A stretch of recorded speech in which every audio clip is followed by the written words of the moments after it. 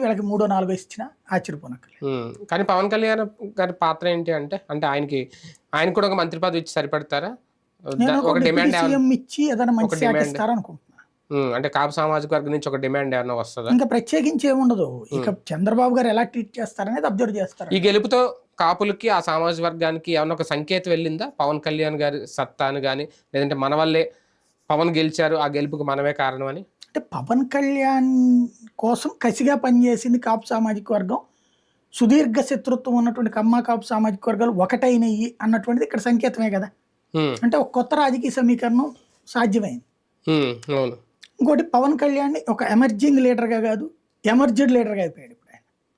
అవును. అది అంటే డామినేషన్ ప్రాబ్లం ఉంది ఈ రెండు కులాలకి అని కమ్మ కాపు మొదటి నుంచి. ఇప్పుడు కూడా నాయకులు చూసుకోవాలి కదా తర్వాత. ఇప్పుడు అవన్నీ పాత రోజులు, అవి ఎప్పుడు వాళ్ళిద్దరి మధ్యన ఫైట్ ఉన్నప్పుడు. ఇప్పుడు కలిసిపోయారు. అంటే మొదట్లో మేము ఇంకా ఒకళ్ళ పల్లకి మోయాలా, ఒకళ్ళ పల్లకీలు మోస్తూనే ఉండాలనే దగ్గర నుంచి ఇప్పుడు దాన్ని పక్కన పెట్టి మనం అంటే ఏంటని చూపించి ఆ సామాజిక వర్గానికి ఒక జోష్ తీసుకొచ్చారు ఈ గెలుపుతో. నేను అడిగేది దానికి దీనికి సంబంధం లేదు. ఇప్పుడు ఆ రోజులు నుంచి ఇప్పుడేంటి, ముందు తన ఒక వ్యూహం పన్నారు. ఆ వ్యూహంలో ఫస్ట్ తనంతా తాను నిరూపించుకున్నాడు. ఇంతకు ముందు తను నిరూపించుకోలేకపోయాడు. దాని నుంచి ఇప్పుడు తనంతా తాను నిరూపించుకున్నాడు.